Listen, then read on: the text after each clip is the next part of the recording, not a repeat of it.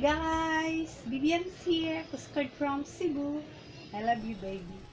Retiring in the Philippines, what does it cost? And um,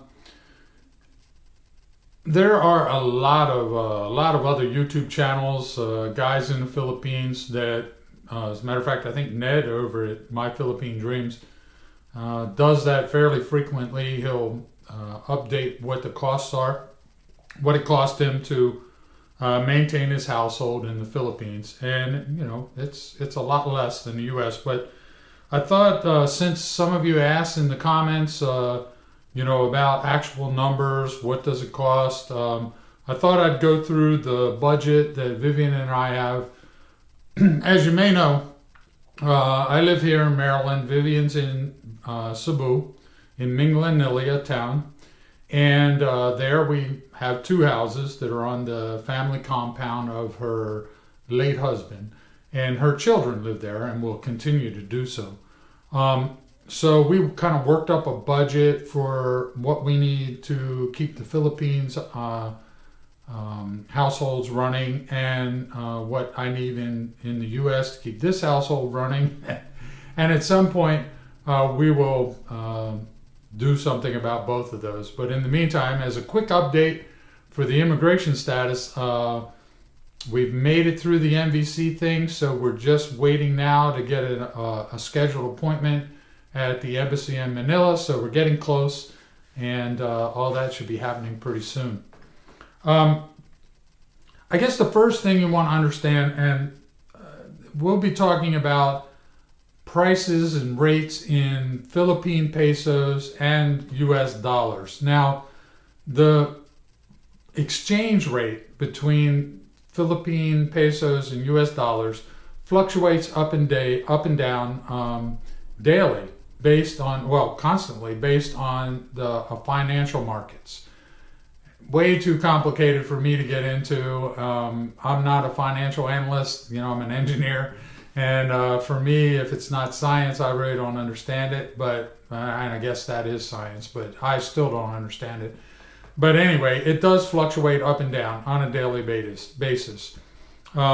Today, I checked before I came home and from my office, and today the rate was 48.235 pesos to the US dollar.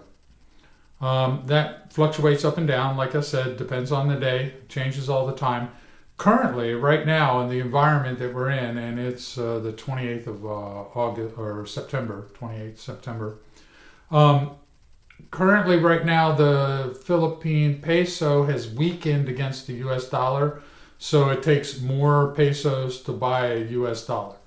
But for the sake of the comparisons, I'm going to use the fixed rate of 45 pesos to the dollar. So when exchange rate is up, you'll make out a little better. When it goes down, you'll make out a little worse. But I'm just using 45 as an average.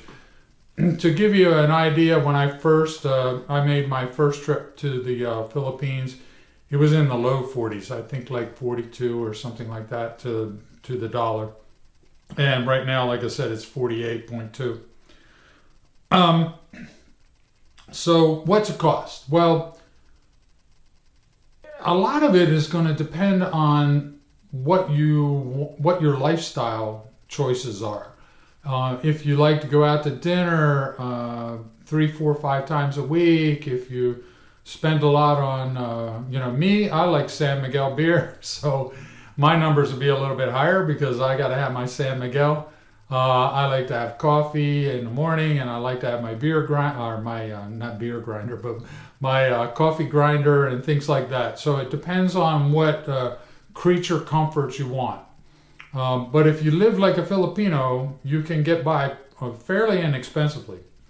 So the budget for the household in Minglanilla is about 4,000 pesos a month. This is a monthly budget. 4,000 pesos for electricity, 1,200 pesos for water, 1,500 for internet. Now we pay for my youngest stepson to go to a private school. That's 3,800. You may not have that particular expense depending on your situation. and about 12,000 pesos a month for food.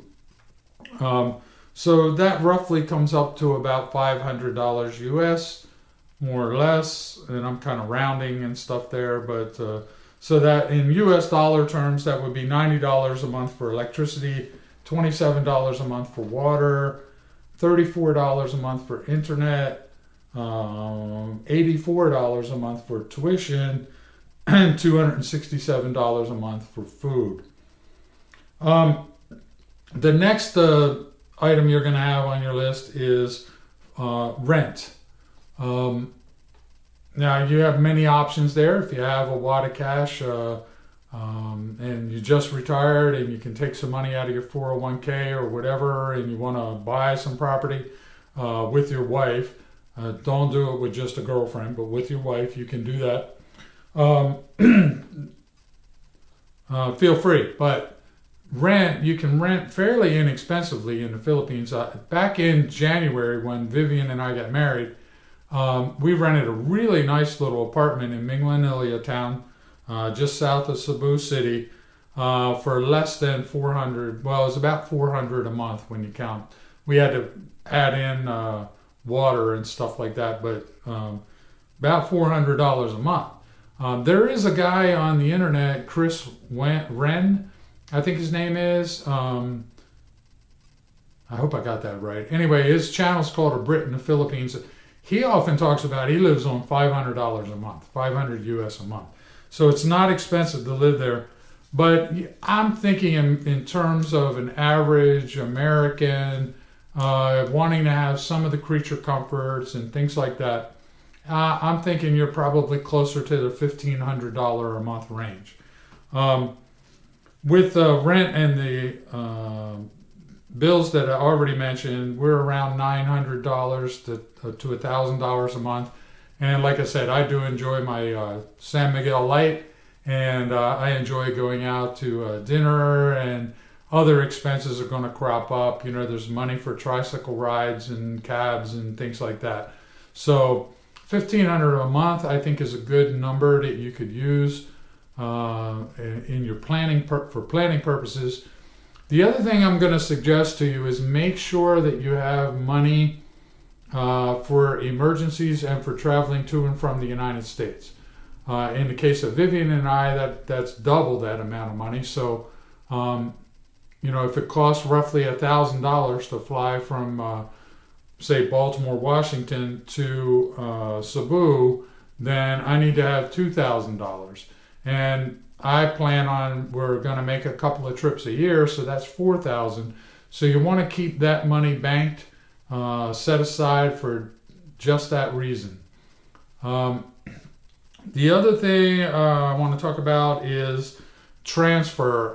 The way I've set it up, and I guess you guys can comment in the comments and let me know if you know of a better way, but I set it up, I use my US bank, that's where I keep the money for the most part, and then as necessary I transfer it, and I use an outfit called Remitly for a bank-to-bank transfer, because Vivian and I and my stepdaughter set up a joint account at the BDO bank in Minglanilla, and so as required I transfer money from the US, from my US bank to my bank account at BDO.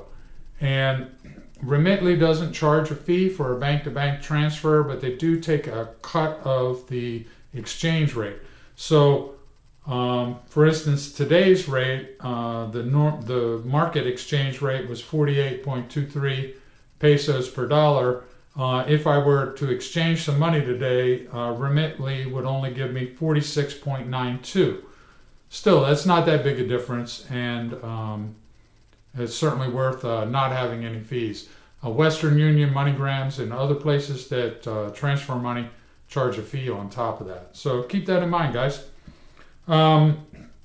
So that's what I have for you today. That's my ideas of what it would cost, and I'm sure there'll be, you know, there's lots of incidental expenses that'll come up. So make sure you at least have about $1,500 a month coming to you to be able to retire comfortably in the Philippines. And also the electric number of 4,000 at our place in Minglanilla does not count air conditioning, and I gotta have air conditioning at night when I sleep, especially in the Philippines, because it gets very hot and muggy. Anyway, guys, thanks for watching. Up there somewhere is that subscribe button. Please click that button and subscribe to the channel. We would love to have you with us. In the comments section below, feel free to leave comments as long as they're appropriate. Please keep them nice. And thanks for watching, guys. We'll see you later. Bye.